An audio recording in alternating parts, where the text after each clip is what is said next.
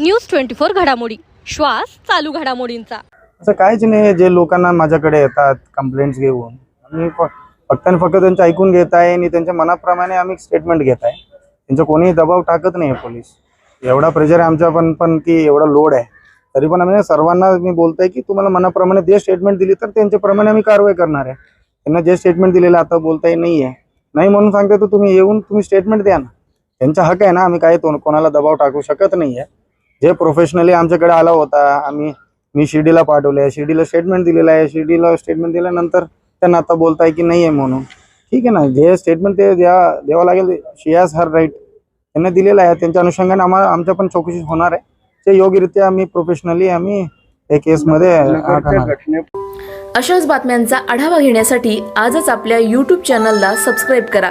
बातमी आवडल्यास लाईक करा आणि इतरांपर्यंत शेअर करा।